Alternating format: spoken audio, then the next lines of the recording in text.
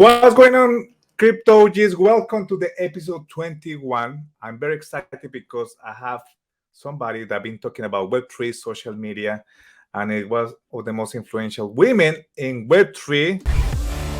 Join a company that you are the person that show good sell, yeah? Bring in good energy. Welcome to Crypto OGs. My good friend Uma. Uma, how are you? Welcome to Crypto OGs. Thank you so much for having me, Andres. It's a pleasure. And yeah, awesome that we're finally doing this. I'm doing well right now, getting into the new year with new energy. So I'm feeling good. I hope you too.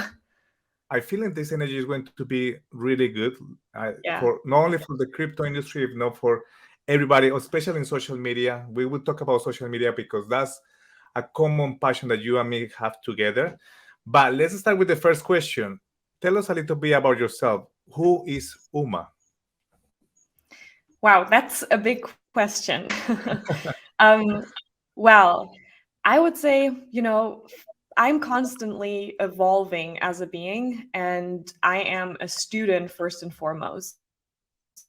I'm always curious, and I think that my curiosity, along with sort of my inner guiding voice, has led me on this very unconventional yet very rewarding journey. I always had this drive of like wanting to make a positive impact in the world. And I just many of us, I think, I try to create a life where I am constantly becoming the better version of myself, which is less centered around my own ego and more centered around community, around empathy and building things together, creating the future. So, well, when you now Google my name, you will find, that I'm co-founder and COO at Appics. I'm speaker, I'm board member of a layer 1 blockchain called Telos.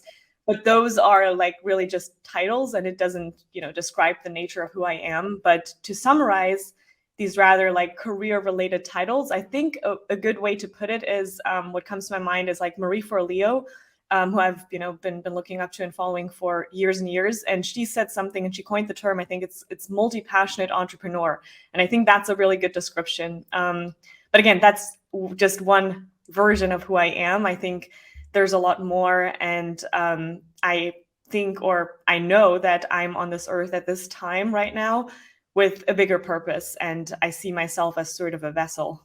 But yeah, that. I love the answer that you say. Is a multi-talented entrepreneur? Multi-passionate entrepreneur. It's like when you have a lot of different passions and you don't really fit into one category. Okay. I have my very good friend Gonzalo. He wrote a book called Multipotenciales in Spanish. It's called Multipotentials. But yes, it's the way that you, me, we're everybody in the entrepreneurial side that we like so many things and we want to try a lot.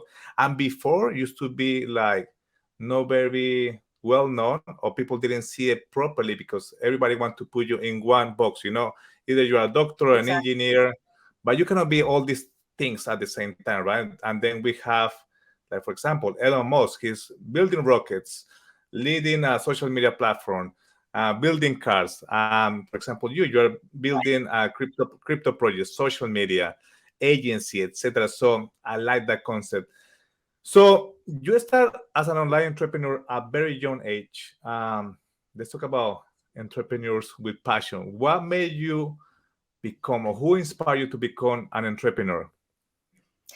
Sure. So the main person I can say, who inspired me truly is my mentor still to this day, and he's now also my co-founder and the CEO of Appics. His name's Tony Winchester, and he's not really out there. You don't find too much on the internet about him, but he really got me into the crypto space very early on, and he's like, behind the scenes guy. He's always been building things, and because he happened to be a pioneer in the space, he was mining Bitcoin and Litecoin in 2013.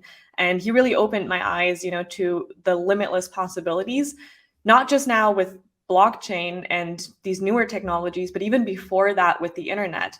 So, what can you do with that? How can you create a business from the internet itself? What opportunities does that give us that previous generations didn't have?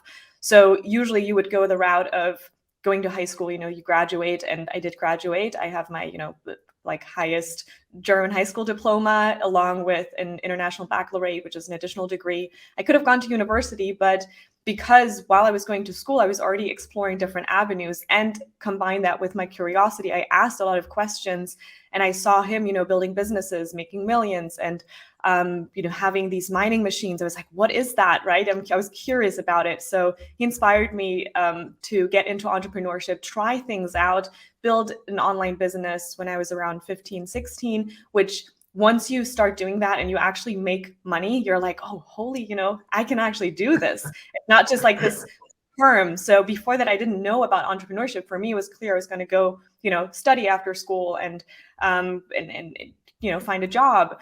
But this practical approach of learning about entrepreneurship and trying businesses really changed my mindset. And not just that, but it also changed my mindset around money itself. Because once you start making money, it changes your way of thinking. Because before, like your whole life is centered around making a living. But when you start to make money, where it's not like the time you put in equals the money, but you can spend less time doing something, and all of a sudden you get paid more than maybe your teachers who spend hours and hours every day. You're like, okay, wait, this whole equation doesn't make sense. And then you tap into what I call, the matrix, and you start to understand, unravel this system that was built to essentially keep people small. And so that really triggered it for me. And then, of course, I started learning more about entrepreneurship in general and about other people. Like, I think I discovered like Gary Vee in like 2015 or 2015, 16, probably, watching his videos, like Marie Forleo, like I said, also big inspiration. So then after that, there's, other mentors that follow and people that inspire you. But yeah, that first change of mindset was for me, definitely Tony, and then my own trying and experimenting. So greetings to Tony Winchester for Yes. helping, obviously, Uma to become such a great entrepreneur at such a young age, right? And so you say Tony was in 2013, now 10 years ago, which is crazy. 2013 was 10 years ago, when 2023. But when was the first time that you bought your first crypto? And which one was the first token that you bought? Which year was that? So my first crypto, I honestly, I can't tell you if it was like 2014, 2013, 13, 14, 15, because, and here's why, and it was Bitcoin, of course, but because I saw the mining machines, I saw the charts, I was like, what is that? And I read the Bitcoin white paper, I was like, interesting. And what I did first was, instead of, and this is, I think, how a lot of people go about it, they have somebody they trust. So I gave him like, I don't know, maybe 100 euros of my own pocket money, and just said, hey, I want to invest in this. I want to try it. And I had it sit there. And I actually should go and look at when that exactly was. I don't really look back into the history that much. But what's interesting is that I invested a little bit of my pocket money, but I never set up my own wallet or anything. And I just set up my first wallet in 2016. Even though I was, in 2014 and 15, I already invested in a way, but just through a trusted, friend and my mentor, because I was fascinated by it. But I was like, I don't know if I can do it. I didn't trust myself to set up a wallet and do all these technical things. It wasn't my background. But then in 2016, when, the first actually social network came out back then, and the first blockchain that allowed you to build applications that turn your interactions into cryptocurrency. It's called Steam, built by Dan Larimer, who, now he built EOS and is known for that. And he has company Block One. So that really opened my mind to exploring the possibility of being able to store my own keys, to be, able to make those transactions. And once you do it for the first time, like that's really the only thing you need. Then the light bulb moment goes off and you're like, oh, wow, I can do this. This is amazing. And you start to learn more about the space and set up different wallets. The first exchange I ever used was Poloniex. I remember that. Yeah. Good old Poloniex. Yeah. And I think it was end of 2015, but 2016 was when I was making the first transactions and making that then my full-time job. Like, I went from not knowing anything within a year to being full-time in crypto. That's amazing. So you just remind me my story as well, Uma. I start after you in 2016, and I bought my first crypto in Coinbase. By the way, guys, everything we're saying here is no financial advice. Do your own research, and all the platform that we are naming is because based on our experience. Okay, so yeah, it was Coinbase, and I bought it. I think so in 2016. It was a little bit easier than 2014 or 15 to buy crypto online. Yeah. And still I was like, oh my gosh, can I buy this? And I remember I bought one Bitcoin. I remember it was 500 something dollars. And then my first mentor, the reason why I remember this, because my mentor in crypto as well, his name is Tomas, he told me, Andres, buy it. He didn't tell me like, hey, send me the money. He said, you buy it here, follow this. And when you have it, call me and we start to work. So that was his first assignment. I have to buy this Bitcoin and risk my money. And I still having the transaction, my first transaction in Coinbase. But it's amazing that you've been so long, and it's very good also that you've been working with your mentor now. He's your partner in co-founder. So being the co-founder of a popular reward-based social network like Appics, this is a topic that I'd like to ask. What are your thoughts about social media? For example, we have ChatGPT and AI technology. Do you think social networks are about to witness a whole new revolution? Absolutely. But I think that's inevitable. Like, technology never goes backwards. It always evolves, it gets more sophisticated. And, one thing I can say here, and I say this over and over again, every single time someone asks me about, is technology, like, are we going in a bad direction, with AI, with like ChatGPT and these things? But I say technology is it's neither good or bad. It depends on how we use it. So really think about that for a second. The internet, everybody said, with the internet now, you have information available at any moment in time, and it's like an ever-growing library of wisdom. Almost, you can ask Google and these search engines all these questions, and you can do so many things with it. It also, it comes with more exposure, it comes with more risks, it comes with corruption of those technologies. But the same applies to now the newest and latest technologies. I understand why there is this, hesitancy and a fear of, are people going to lose their jobs, and what direction are we going into? And especially, with like, you can see with the AI trend, where now you don't even need, in a way, artists anymore, right? That's what people are saying. Like, they're afraid that art isn't needed because you have this AI and they can create the most, beautiful and amazing images. But yeah. I think these technologies are here to push our creativity, to push us to think beyond, to get inspired. And we still have to give the AI the input. It can't just create something out of nothing, right? It depends on what you feed it. So you're still needed. You are the expert. You're like an engineer. So I think we're moving more towards becoming engineers and thinking in a way of how do I, best ask questions to maximize the results. And it gives us efficiency.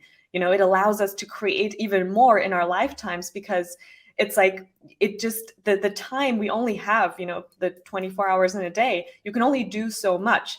But if you have tools that speed up your thought process, that speed up processes, that helps you. But it doesn't mean that that's where it stops, because I've tried ChatGPT, in the last actually few weeks and days, and like, for writing captions on social media and these things, and it's amazing what it can do. But you should never just give it something and then copy and paste, right? It's a source of information, but then you still need to go through it, make sure it's accurate, and think for yourself. I think it becomes dangerous when you give the technology the power to do the thinking for you. It should be like an assistant. And if you think about it that way, like, oh, I have a virtual assistant who I can ask anything and, I can work with together, then it becomes a very powerful dynamic. So I think we shouldn't fear it, but it can actually enhance our it can enhance the future. And going back to your question about social media, I think for social media, it is also a very powerful tool, because now what it allows us to do is also communicate even better with each other, because there's still the barrier of like language, for example. Yeah. I'm very excited about the whole like live translation, where we can speak with people who speak a completely different language, but it'll translate that in real time. Or like even our social media content, translate that into different cultures and into different languages. So yeah, I'm actually excited about it. I look forward to what's going to happen. There is, of course, an aspect in me that is also a bit wary, and I think that's normal. We have that tendency as humans to be a bit afraid of the unknown, I would say, as to how far it can go. But still, I think we're right now in a very interesting time, and it's more exciting than I think anything else. I love what is happening right now with AI, with the images. So if you think, Uma, when, well, let's say 20 years ago, everything's going through the visual part first, yeah? It was Web 1, we have Web 1 first with the websites. They used to be beautiful, and everything comes through your eyes first. And then we have social media. So yeah, we have Facebook, High Five, MySpace. But then when Instagram came out, it was amazing because it was just pure for image.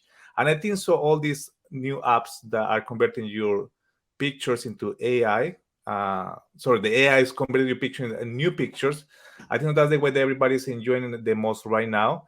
For example, I had a discussion yesterday because I put on my stories, because I'm creating a lot of my thumbnails for my reels and for my social media in my picture of AI. And some people say, no, Andre, we want to see you more often and stuff.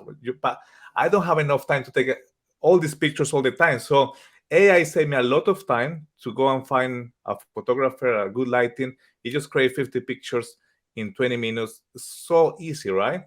Right. So I believe AI is here to stay. And social media obviously is a big role in our life right now. For me, it changed my life the recent years. I managed to connect with more people like that I never imagined to. So as you say, you either let social media use you, or you use social media in a proactive way, right? So I 100%. think so that's a very good way to think about. Tell us about your view in the current social media algorithms, because now it's crazy, in all the social media platforms. Do you think they lack certain values of transparency that giving just it become a money machine? What are your thoughts about it? Yeah, absolutely. I mean, of course it is that way, because wherever attention goes, advertising will follow, right? Like that's just Mhm. how it has been. When the attention was on TV, the ads were, you could not pay for those ads unless you're a big company with so much revenue that you're able to have that ad spend on television advertising. Now it's become like a space where anyone can, do advertising. So obviously, like a lot of these platforms, I think, have become saturated in a way, not necessarily for the companies, but it's like for the user, it's not fun anymore. And that's exactly why we decided to build Appics, because we saw the Mhm. problems with social media, that it's not a problem if you're including advertising into a platform, but I think it becomes a problem when it is only and solely based on that. We're shifting in that direction, and people don't like it, because social media is supposed to be social first, right? It's supposed to be fun, but now people are only caring about followers and how, like, getting engagement and getting an audience, so that they can then so that they can sell the attention of their audience to advertisers to make money. So Mhm. that whole cycle is, I think, unhealthy. And I'm not saying that we have, the magic cure for that, but the direction and what blockchain has allowed us to do is build a different foundation. So going back to even, my 2016 experience, where there was a blogging site, very techy, very nerdy, nobody really knew about it, but I put up a blog post there and people voted on it. And by voting on it, it generated, it was like over 2,000 US dollars from my first post that I ever posted there without followers. But just because people that had stake on the platform, they were thinking about, how do we want the value, so there was a currency attached to the platform. How do we want that currency, that value of the platform, to be distributed among the users? And all of it, and people are not so careless. Like, they're actually like, oh, which content should we upvote? Which deserves to be upvoted and deserves to earn directly from the platform, so that there's no actual need for advertising. Like, advertising can still be there, but it's not like you need to amass following in order to sell your audience.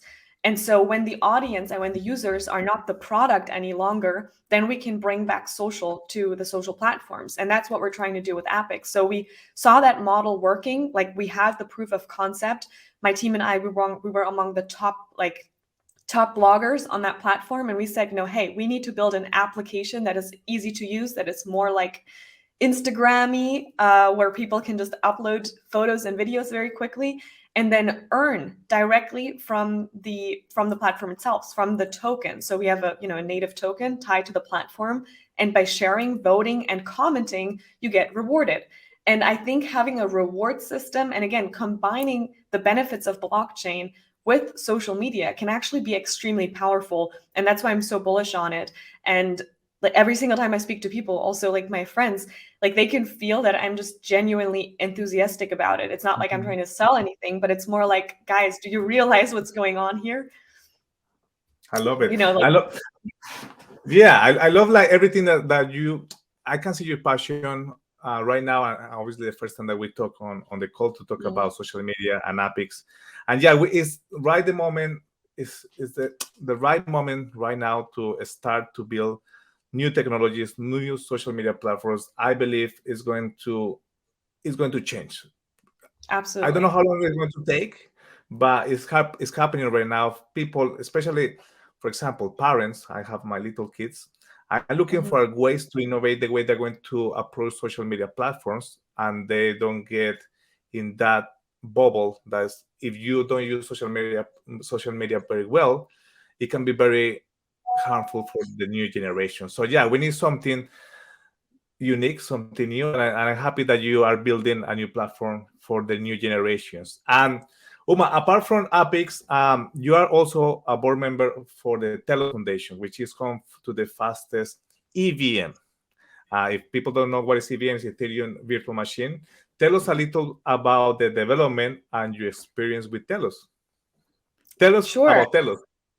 Yeah, sure. I'll tell you about Telos. So actually, very interesting story. So what happened, a lot of people don't know, why, like, the journey that we've been through with Appics. Like, we started, the company was founded in 2018, and our original plan was actually to be built and based on the Steem blockchain and have our technology partner there.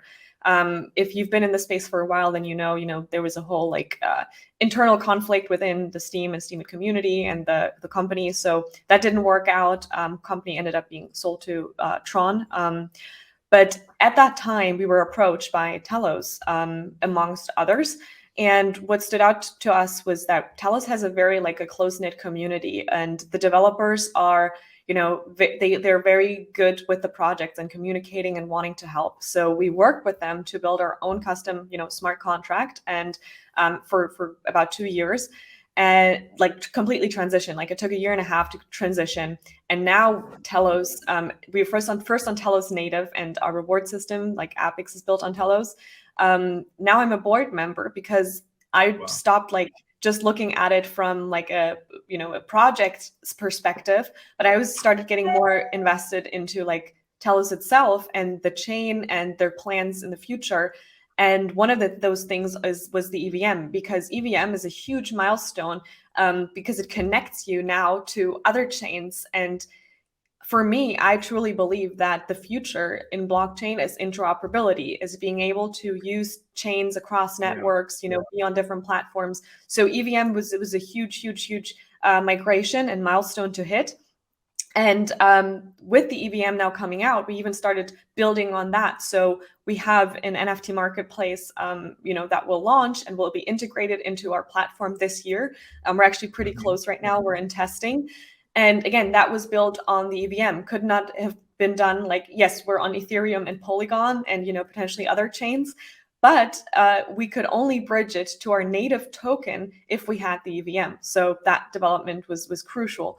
and also going into, that like the further themes of like Web3 when we're talking about the metaverse and like transactions taking place in different spaces, in different immersive worlds.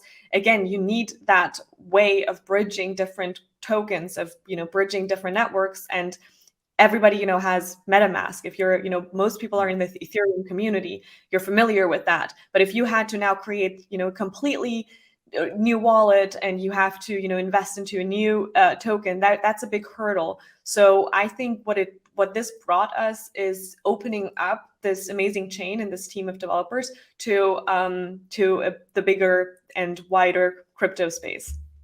Amazing. Oma, this is fascinating. You're actually the first crypto G that's talking about EVM in the podcast. So thank you so much for bringing this new technology into our listeners and our viewers. And thank you so much for helping the whole blockchain ecosystem to become more interoperable, which is amazing.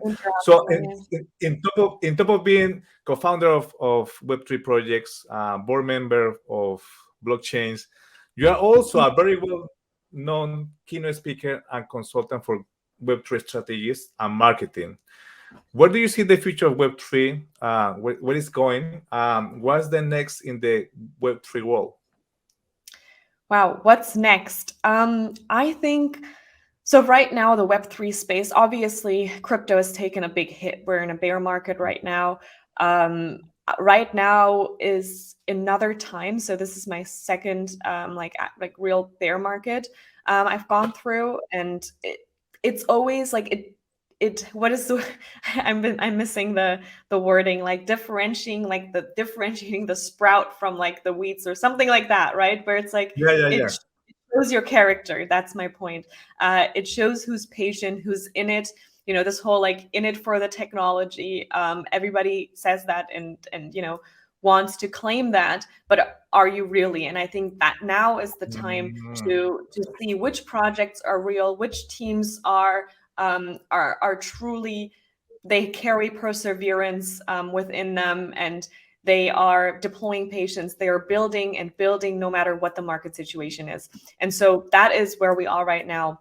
It's a time to build heads down. And in general, for the Web3 space, I mean, obviously we're seeing, the whole metaverse buzzword has been thrown around a lot, but I see a big future there. About 2 years ago now, and this was before Facebook, turned to be now called Meta.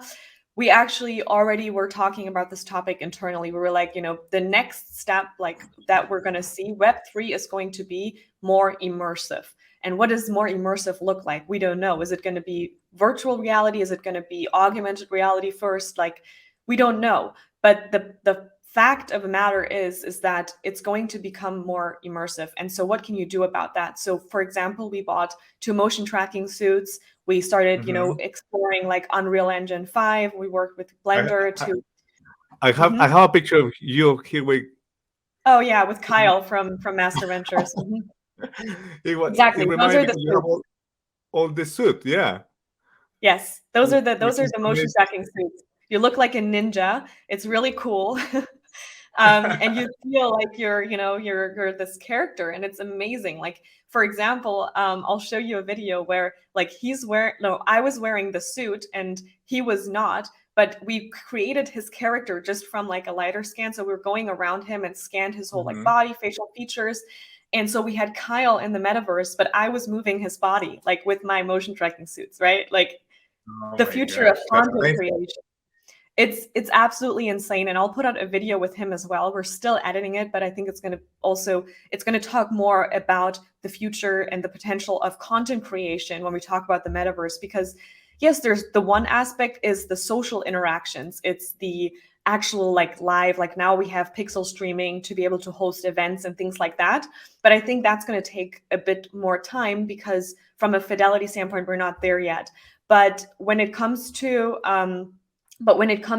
content creation, we're already there. Like if you look at Unreal Engine and what's possible, it's absolutely mind-blowing, like the product demos. And there's tons of companies already utilizing that, and you wouldn't even know that it's not real. So where we stand today is the future. And so you need to get with it. And content creation is a huge aspect of that, because every single niche that you see where you think this is saturated right now and you couldn't start a YouTube channel about this, if you had an avatar and were able to, upgrade the level of content and like have different backdrops, move between different worlds, that's just a whole new level. So I think we're going to see the next level of content creation and of quality when it comes to, again, not just the direct interactions and the live streams and things like that, but more of the creation of video content and of other forms of content. I'm very excited about what's coming for content creators as well, because I have lived that myself. Like, I was in the middle of COVID. I didn't know how to create content. I was on my own in this small house in England with my kids and my wife, and it was tough. So I have to create pictures of me, in the living room and stuff. It wasn't that easy. And now, fast forward, now that I have more resources, I can travel more. I can create more content, but not everybody has this at the beginning. Like, not everybody has the right equipment. They have the passion to create content, which is good. You don't need to have the best camera or the best lights or the best everything to start to create content and become viral. But obviously, the competition is out there. For example, I'm going to Dubai for 10 days just to create content, which is obviously expensive. We need the team, etc., etc. But what you just say now, I remember I've been looking on augmented reality, and obviously people creating avatars or putting the suits, like you say. And there's so many, like, how do you say, artificial content creator, right? And they're like, nobody's behind them. Like, what I mean, there is not a real person, but they create this avatar, and they're already killing the game in a good way. They have their own Instagram, their own YouTube platforms, and it's very entertaining to watch it. So I find it fascinating. This is going to help a lot of young people to create content. Hopefully it becomes cheaper in the near future, so people can get more content, more creative, and they don't have to travel to the other side of the world to create content, which is, I find it fascinating. Because I wouldn't be able to do this if it wasn't now for my team. Like, span social media channel, you need a lot of team. And something I was put in the other day is like 70% of my team are women. And I'll tell you why I'm saying this, because it has been said that the percentage of women in the crypto and Web3 space is less than the men, but it's growing constantly. So that's why I'm very advocate about women, and that's why most of the team are women. But what do you feel is the inspiring factor in Web3 that has drawn and is still drawing women into this sector? We need more women, but what they're coming now more on board? Yeah. So, I've been on a lot of women in Web3, women in blockchain panels and things like that. And what I just said in one of the previous panels as well, where it was like about, the title was bias, how we hold women back. And I was like, my whole basically talk was about, I don't think that bias is holding women back. I think women are holding women back. Like, we're holding ourselves back. A lot of times, a lot of women, I'm not saying everyone, but it's this idea that something exists and stops you from doing something. We're living in a world right now, especially in Web3, with what you're talking about, avatars and stuff. It doesn't really matter who you are, what you look like, what your gender is. You can do anything. And the market is going to decide if it's good enough or not. But why women are now coming into the space, I think, is because of, and this is what I love about it, is that we have more utilities. Like, slowly we have more applications coming out that appeal to women, because naturally women are not as fascinated or drawn to technology, finance. Like, those are just sectors in general that are male dominated and have been. So it's natural that it wasn't for women. Now with NFTs, for example, that shifted the narrative, because it became about art. And art is more of like, there's a feminine energy, a lot of, female artists. So that brought a whole wave of, women and people who are just not directly drawn to the technology or looking at like even the internet, right? I mean, who were first?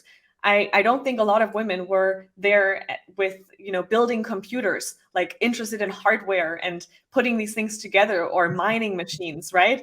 Like, it's just, and that's the nature, and I think that's okay. Like, I would have not, like Tony, for example, I know he saw like something in an ad or an article and about miners, and then bought the hardware from different places, and then sort of figured out how to like put that together so that it generates something like this mechanical aspect of going about things. And as long as there's like it's about just the mechanicals and about the technology first, then women are not going to be so drawn to it. But the end product and the usability and the design and making something useful and using it for like enhancing their voice or their business or their product, or bringing or getting creative, right? When the creativity comes in, then women are going to be there and are going to be drawn to it. Like, for example, there's this one girl, I think she's from my hometown, I'm not sure, in Germany, Hamburg,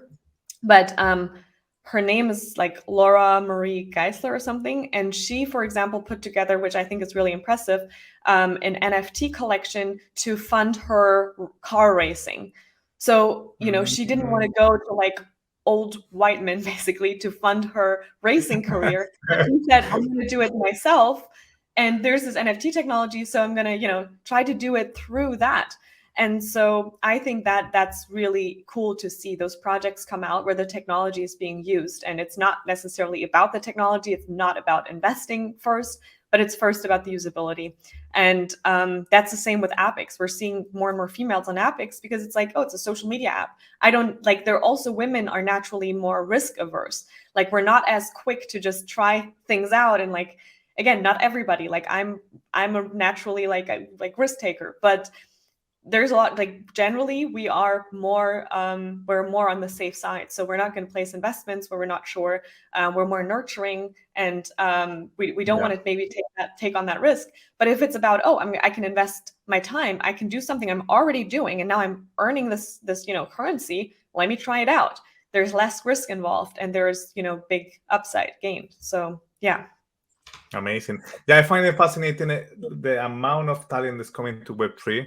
A lot of female empowerment. I like to go to the events and see more women on the stage. And also last year, you are right, NFT changed a lot, the way that people or females were perceiving crypto or the technology. So we have, for example, Eva Longoria promoting NFTs, Talia from Mexico running spaces for the Spanish community. So yeah, more and more also celebrities coming to the space because of NFTs and art, which I find fascinating and very supportive of this initiative. But there is a lot of stuff to get done to get it Web3 like more broader, right? If you could change one thing in the Web3 space right now, what it would be? That actually, I can connect that to the previous question, because we were just talking about women in the space and, what draws them in. Something that I would want to change is that we are like diving more into the fundamentals. And I'm not saying you need to understand everything about it, but I think the space, a lot of people right now have superficial knowledge. And again, I'm not saying that to bash anyone or to say, but there's a lot of like hype still, even though the hype has gone down, and I'm glad about that.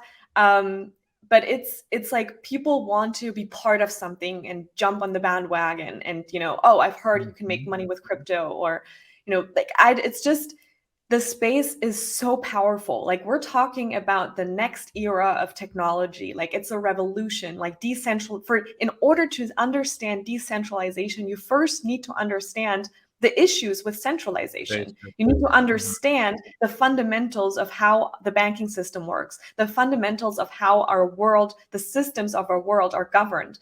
Like, there's some deep, and this is also why I now, I started this podcast. It's not released yet, but like Web3 and wisdom, because like what I want to talk about goes beyond just Web3. It's not just about this cool new technology, but there's a deeper, like even spiritual like aspect to it, as to what's shifting, what's changing in the world, and why you need to be on board. And I think this is also then going to inspire people in a completely different way. It's going to speed up how we think about our work and how we approach processes, and it's going to drive more females in as well, which I'm excited about.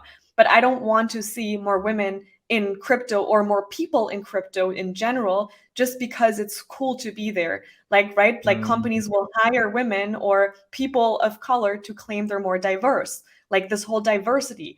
Like it's just it annoys me. It pisses me off because of course we need that. We want more women. We want more diversity, but not because it's cool, not because it's trendy, but we actually want change. And in order to create change, we need actual education and educated people. Yeah. So what what I think is missing right now in Web3, what I'm trying to bring as well is like fundamental education, where we're not just selling courses to sell courses, but we're like deeply passionate about wanting to educate people and creating communities and that are like connected with each other, that share ideas so that we can build and create and really continue to have Web3 and the premise of decentralization and this new era and community be built around that as the fundament.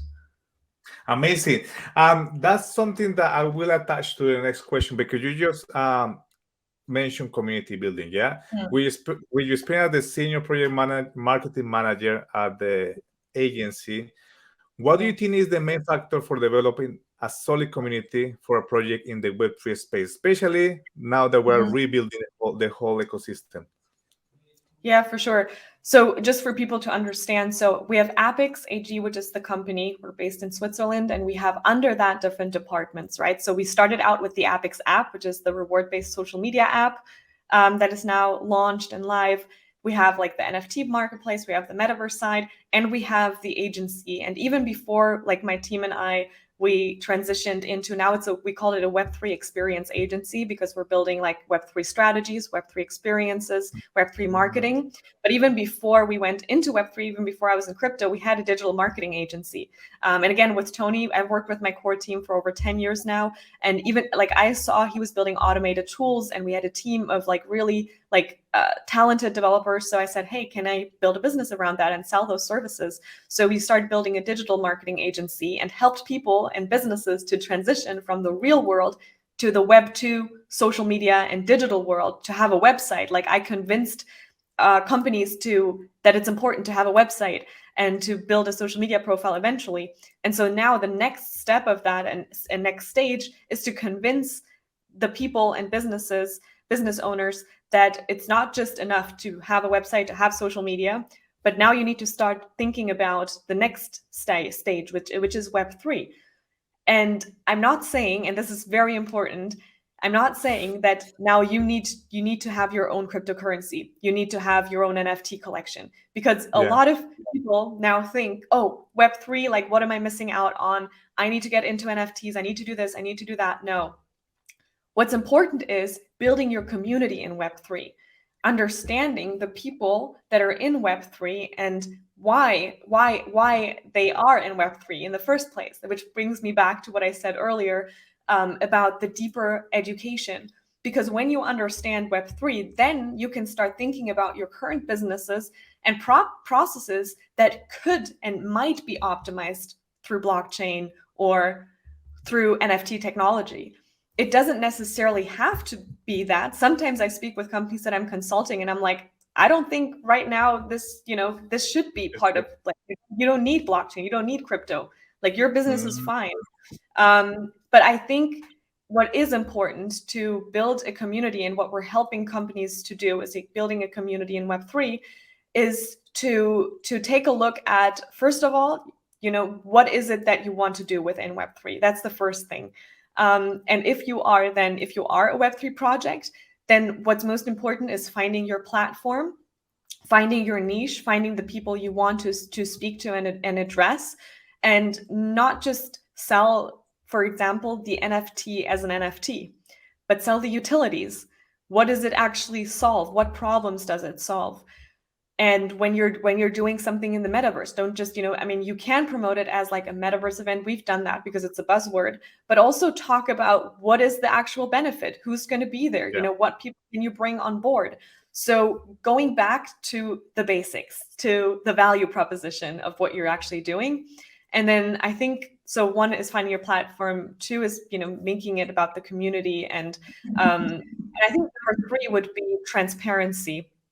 So in order to build a community, you need to be transparent as well. So when you're doing either shifting in Web3 because you've previously been a Web2 business, or you are a Web3 project built from the ground up, no matter what you're doing, and I've learned this for myself, and it's a constant learning. Again, I'm still a student in this, but is transparency and speaking directly with the community, you know, to not like sit on your high horse and think the community will build itself. No, it's like you need to involve them. And we try to, obviously, it's not always easy to involve the whole community in like decision making and things like that, but to try to keep them updated, you know, either through like regular newsletters, or it can be, you know, through AMAs, whatever it is. But it's just trying to get the community and make the community feel involved. And I know we've struggled with this in the past as well, because when you're building something, it also sometimes doesn't help to have too many opinions and noise going around. But at the same time, you need to keep in mind that your community doesn't always know what's happening behind the scenes. So yeah, one big thing for developing a solid community, and I'm very grateful for ours because they've stuck around for, you know, quite a while, is to make them feel like they're part of the team, right? Because they are an extension of your team. And so they need to feel that you actually care. Amazing. So yeah, community-driven projects are the most important right now. And I was telling the other day, well, 2 days ago in our CryptoG's episode, we define like community is the heart of the project, and the team, the developers and marketing is the brain. But you need both to function, otherwise it won't work, right? And now let's talk about, because community is the first thing that you need to build in order to have a massive adoption. Coming back to Appics, yeah, Appics aim to drive mass adoption to blockchain, right? What do you think are the key factors that will ultimately bring mass adoption? Yeah, the key factors that will bring mass adoption. Well, I think first and foremost, and I said this in the last question as well, is utility. So real world use cases that solve real world problems, where you have a product, where you have a platform, where you have a solution that people will use without needing to know that it's blockchain, without, you know, the whole like crypto education. Because and education is also part of mass adoption. I think education is a portion of it, but it comes later. It's at a later stage. It's not going to drive mass adoption, because most people are lazy. Like most people don't want to learn or you know, educate themselves first. Like first you want to get like looted in. And the same applies to me. Like I didn't, you know, get into education and started learning until I first had a use case and firsthand experience. So I think what's going to drive mass adoption, and this could be through, I mean, the most obvious sector is DeFi, right? Like that's a very obvious case where you have a real world problem in a lot of places in the world, and you have a solution. If you're able to connect that and allow people to transact freely, autonomously, where they're not dependent on their government, that's a real world problem that's going to drive mass adoption. The other thing is on like the games, like gamify, or play to earn, share to earn, what we're doing with Appics, like these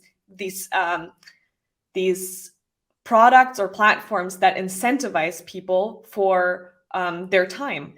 I think that's going to be a big driver. Like there's even Get Fit and Earn, right? Like these platforms you can like with fitness and you earn tokens. So this whole earning aspect, I think, is also going to be a huge driver in mass adoption.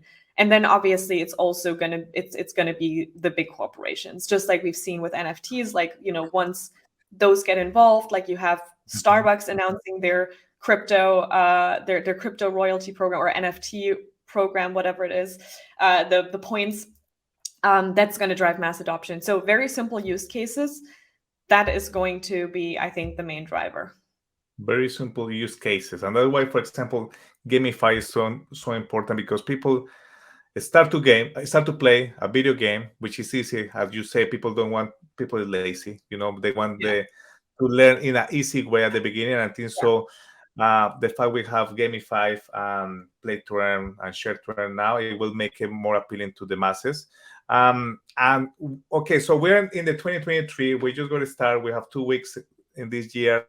But what can we expect to see from Appics in 2023? A lot. I think, I mean, you can say this about every year, but I've really never said this about any year, but I think this year is a very special year. Because we've come so far. Like, if you knew everything, all the challenges along our way, it was not easy. It has not been easy. And we're still not through that threshold. But this year for us, it's about becoming the #1 DApp within crypto, social media DApp. We were already in beta among the top 3. And the other thing is like the metaverse side of things. So we've really been like honing in on this and actively building. So you can expect to see events taking place, a lot of events within the metaverse. That's again going to be connected to Appics, and a growth and a tremendous growth of our ecosystem, where there's going to be different entry points. If you're like a social media person, you can download Appics. If you're interested in NFTs, you're going to be in our marketplace. If you're into events and like trying out and like with an easy way to create your avatar and attend very very cool, like a cool venue, and fly around with your like whatever it is, hoverboard, for example, and earn tokens, then that would be your entry point. So what we're trying to do is continuously lower the barrier to entry, because again, the focus for us is to bring mass adoption to the Web3 space. And so there's going to be different doors for people, and not everybody is going to go through the same door. So we're trying to create as many doors as we can. And this year is going to be combining these different doors to make it into one big house. And so, yeah, I hope everybody's at some point going to go through one of those doors. I like the analogy that you put the doors and then it will become a big house. It make it very appealing, and I'm sure you and the whole team are going to be an amazing 2023. You've been working really hard. But let me just go back, and then we're about to wrap it up. Let me go back a little bit before Appics, before everything else. Okay, so we often hear that families and friends usually are either aware or supportive of crypto, right? It's like happened to me, happened to you, to many people. They thought that we were crazy. What was your family reaction when they saw you take the first step toward the blockchain world? What did they say? Did they think, okay, oh Uma, what are you doing? And this is, I think, and it's an interesting question. I don't think anyone's ever asked me that, but I think it's a huge contributor to any form of success, to my entire journey, is definitely the support of my mom. Like, I grew up with this, single mom, and she's been my #1 like supporter through everything.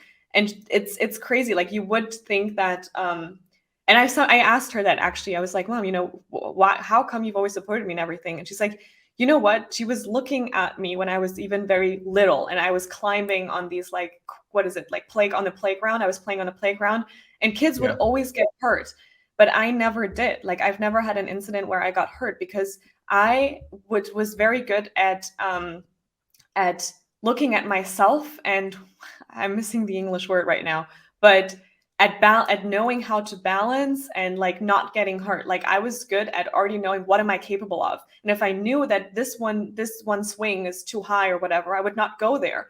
So like, it's just, I had a very strong instinct always, like, to where can I go, what places.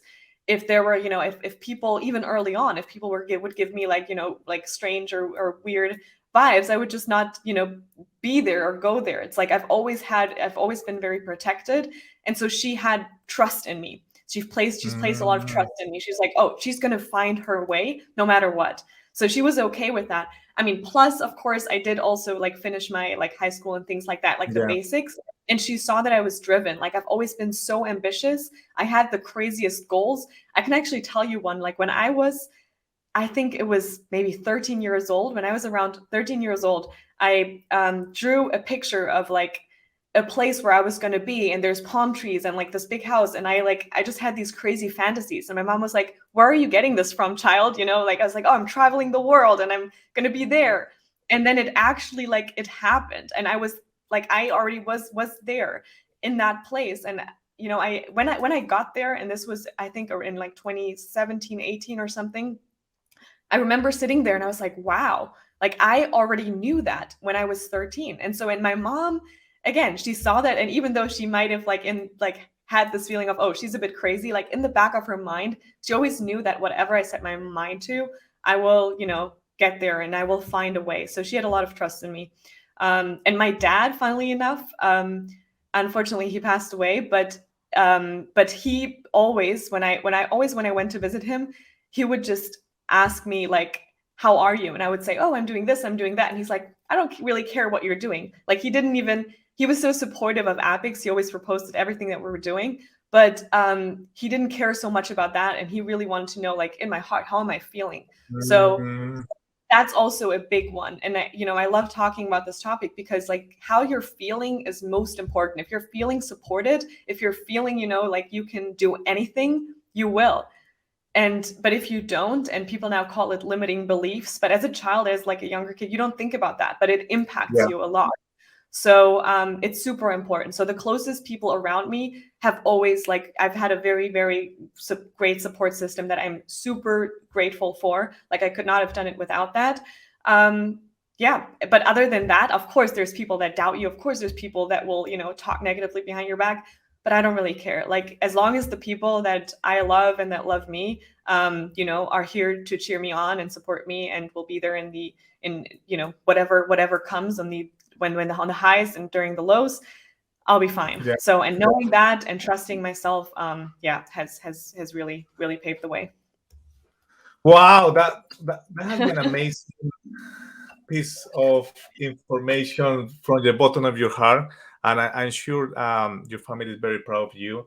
And you just say something that it just got me. Like we just focus on the people that supporting us, and we just don't listen to the noise of other people that probably are not supporting us right now because they don't understand us as such, and they probably judging just based on a technology or a trend, right? But they don't know what is happening inside us. So the fact that you have your family by you helping you is very good. So to all your family that are watching this one day, well done. You did an amazing job with Uma, especially to you, mom.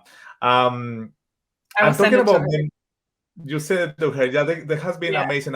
This is the good thing about crypto years. The reason why we create this podcast is because, we can talk about technology, protocols, etc. But we're all humans at the end of the day, right? And we all have a story. And family play a lot of a big role in this story of all these crypto years, like you and me. And talking about memories, let's talk about what would your best memory until today that holds a special part of your crypto journey. There's always one memory that makes us happy, especially in this crazy year that we have, but that's why we stay in this industry. What was the special memory, Uma? Oh, I mean, there's a lot of like brief moments and memories that come to mind. One of them being obviously like the moment we founded the company.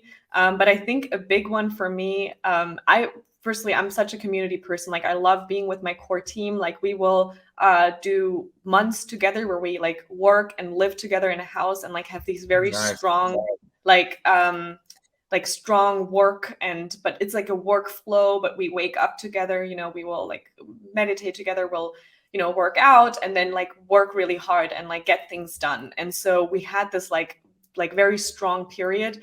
And this was, we did an ICO in beginning of 2018 before the bear market hit, or even end of 2017. Let me rewind. So end of 2017, we did, the pre-sale, and we were in Mauritius Island, and we were there with the team. And it was just like this moment, it felt like huge because we planned for it for such a long time. We, had this idea and vision, and then you see that come to fruition, and you accomplish something that, I don't know, it was like always there was a goal, but then you actually hit it. You're like, oh, wow, this is incredible. So that was one of the like success moments. But then there's like definitely the moment, it's not really a moment, but it was more like when we were in LA together. So we have our marketing headquarters in LA. And now we haven't been together with the team for a while, but I can't wait until that moment where we reunite, like with also our head of business operations in the US, Paul Ring, who's like such an incredible person. And he's like almost like the coach of the team. And he would come every morning, like bring us smoothies, like, wake us up early on. And then we would just have back-to-back meetings. And like, we've never, like, it was such hard work, but it didn't feel like it because we were like there together, like as a family. And so, and we did that for, I think in total 6 months. It was like 3 months Wow. and then another 3 months. And that time, just like, I remember so vividly because we were so enthusiastic because the idea was so new. And I was pitching Appics like it was already in the App Store and Google Play Store. And now that it is like that, this was last year, I feel like, and this is, I've talked about this with my team as well, sometimes when the journey drags, on and like things change because we were not ready back then when we were all together and like there was such high energy, but now we are ready. But the energy has changed because it's like not that new for us. So we need to get that excitement back. And I think a lot of people can relate to that. It's like you worked on something for such a long time and that enthusiasm that you had in the beginning, that place, like that's what drives me. Because like when I think about that, how we were there together and like every single day I was like, we had tons of meetings, people were coming to the house, I was pitching people, and like I had so much energy. And like now that now we're actually ready and in a place where that energy now needs to come back and be deployed even more. So yeah, that's really my vision and also goal for this year and the years to come, is to get back into that place, to be surrounded with good people that I can create and build with. I will make sure the video editor get this piece of content so we can send it to your team so they can get the spirit going back for 2023 because yeah, we need it. Uma, has been amazing having you in the show. Before we go, I would like to share my favorite moment like of my crypto journey, very quick, because you just remind me that was in March last year after the Binance Blockchain Week. I got recognized because I create the best content for that among the other KOLs, and they invite me to the Grammy Awards. Like, it was amazing. So when I left the event and I spoke to the Binance team, going back to the hotel, I was looking through the sky. I was in Dubai, and I was thinking, wow, they're inviting me. I didn't expect this. I was just creating content because I like creating content. I didn't even know there was a competition. So that has been one of my best moments in my crypto journey. That moment when I went from the event to the hotel and I was looking the skies, I'm thinking, wow, think somebody is recognizing what I have worked all this year, right? So just to put out there.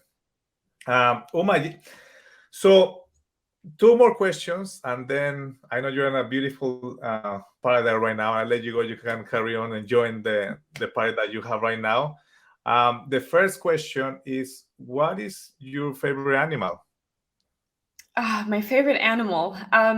So I don't know if you can see this. So on the podcast they can't, but if you put it up. So I have a little lion here. I'm lion. Also like my star sign is a Leo, and the lion symbol has like, I don't know, it's just always been very close to my heart. The whole like the majesty of a lion, like I don't know, when you look at a lion, it just feels very inspiring. It's like, the way that a lion holds itself up and like is sort of respected. And, it's a very like, I just love like Leo, lion fits very well to me.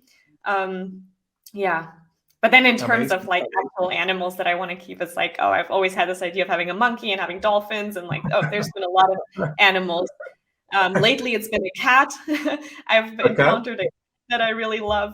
But yeah, I would say if you ask me to pick one animal, it would be a lion. Lion. Okay, the reason why I'm asking is because as guest of the show, you will receive an NFT. We're going to create this NFT of your favorite animal based in artificial intelligence. I will send it to you in Binance NFT platform as a present. But the best part is in a couple of months, we'll put together all the crypto G's, and then the NFT that we will auction it. We will do an event, we'll get together, and it will be for a welfare cause, for charity event. So yeah, that's a little bit of giving back to the planet. That is so beautiful and amazing. So, oh my gosh, I'm grateful to be a part of this. And I hope more people do this actually. Like, this is such a brilliant idea, and this is what I mean. Like, when everything that I've talked about is like, how can we use this technology to do something good for the planet, for our fellow humans, for our fellow like beings on this planet? Like, it's just, what can we do good together? Good. So this is amazing what you're doing. Keep it up, and Thank I'm you, excited man. to be part of it. Thank you. It's me and the whole team. And the last part, how they can find you on social media? Like, what is your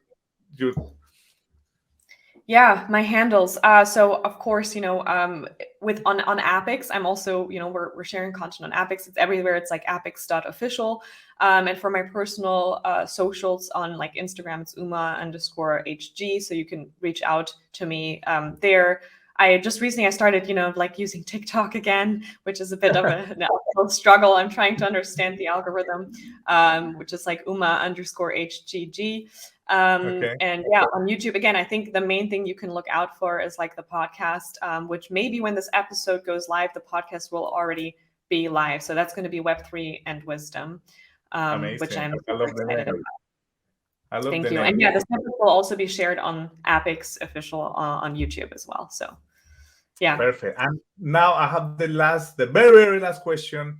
We come to the end of the show. Before we say our goodbyes, is there any advice or suggestion you would like to give to a young person looking at this podcast or listening to this podcast, especially young women? Well, yes, advice that I can give. I think the number one in this industry, and I think anyone who's been in the industry for long enough will agree, is patience. Like, deploying patience is so important and is so real. To keep your head down and focus really on the journey itself, enjoying the journey. Like, it's so easy said, and I understand it's easier said than done. Like, enjoying the journey instead of the goal. You know why? Because life is movement. Life is fluid. There's never, like, even when you hit a single goal, like looking back, like the goals that I've reached and where I was like, oh, I wrote this down and I could, check it off. Like, that was maybe a great moment, but do I feel great now every single day? Like, waking up knowing, like, no, you don't think about that. Like, you're on to the next, on to the next, on to the next. Like, life moves so fast. So it's truly important that you, keep in mind that what you want to do, what is your actual purpose? And I know purpose is a huge word, but focusing on the mission, I guess, is my statement. Focusing on the mission rather than specific goals, because that's really going to drive you far in life. And the other one is to surround yourself with good people. And this is, I think, something that, we can all relate to. But I always feel like when I go back to my heart, and I listen, like, internally. I have a conversation internally. I don't even need to have a conversation. I can just sit down, or you can feel it, you can sense it, to train that more, to train yourself to make decisions based on your heart and on your intuition, because most often that will be right and you will be guided in the right direction if you trust that and if you make decisions coming from your heart rather than trying to control everything or going with people because of whatever it is, because you want to hit a certain goal, right? So align yourself with people that align with with the same values that you have, and yeah, trust your intuition. That would be my number one advice. I love that. Trust your intuition. And we come to the end of the show. Uma, thank you so much again. Dankeschön. Muchas gracias for coming to the show. And I hope to see you this year in any of the event. And this is Crypto G's, and I'll see you in the next episode. Bye-bye, guys. Ciao.